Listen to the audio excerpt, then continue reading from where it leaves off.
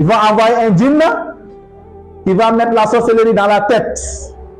Ou bien il va déposer la sorcellerie au niveau de la poitrine. Ou bien il va déposer la sorcellerie dans les pieds. Là où le djinn dépose la sorcellerie, il y aura des douleurs. Ça va faire mal. Si c'est la tête, tu vas avoir des maux de tête.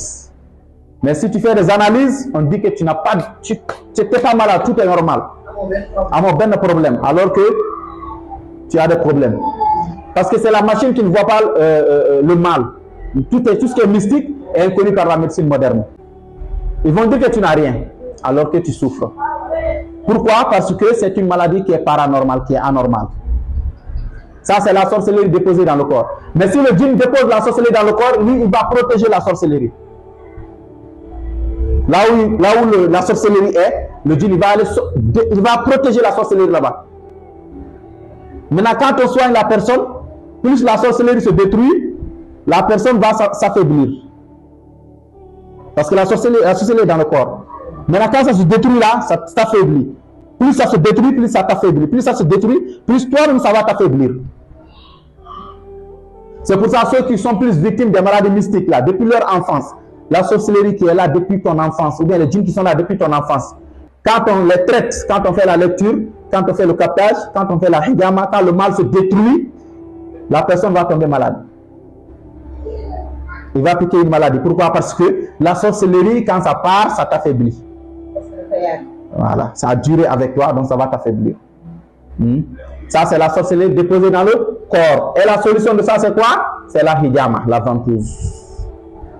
Al-hijama shifa'un min arba'ina da. Rasul sallallahu alayhi wa sallam, la ventouse était remède contre 40 maladies. Maintenant, ici, on a remarqué dans la ruqya, là où il y a des douleurs, là où il y a la sorcellerie, quand on met la ventouse là-bas, et qu'on lit le Coran, ça va arracher les djinns et la sorcellerie par la grâce d'Allah. Même dans les centres qui font les ventouses seulement, sans la ruqya, ils ne font pas la ruqya, mais ils font uniquement la ventouse. Ils disent que plusieurs gens qui viennent là-bas se font, pour faire la ventouse, quand on les met la ventouse, ils font des crises. Mais eux, ils ne font pas la ruqya, ils font juste la ventouse. La plupart des gens, quand on les met la ventouse, d'autres font des crises dans leur centre de ventouse. Ah, voilà. Première ventouse. Voilà. Première ventouse, elle a fait des crises. Pourquoi? Parce que là où le djinn, il est là, quand tu mets la ventouse là, ça va toucher le djinn, ça va le fatiguer. Maintenant, quand ça le fatigue, il va se manifester. Parce que le djinn, c'est comme ça. Quand le djinn est logé dans le corps d'une personne, tant qu'on ne l'a pas touché, il est tranquille. Il ne va pas se manifester, il ne va pas faire autre chose. Tout ce qu'il va faire, c'est la raison qu'il a amené. S'il est venu par amour, il va venir dans tes rêves, avoir des rapports intimes avec toi. Mais à part ça, il ne va pas te faire autre chose. Et il va te bloquer ta vie. Il va bloquer ton mariage. Il va bloquer ton enfance, ton enfantement parce que c'est un djinn amoureux. Mais à part ça, il ne va pas te faire autre chose. Maintenant, si toi, tu te décides de te soigner, c'est là maintenant, il va te montrer qui il est.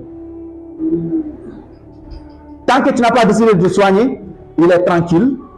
Il va juste faire ce qu'il a amené ici, puis c'est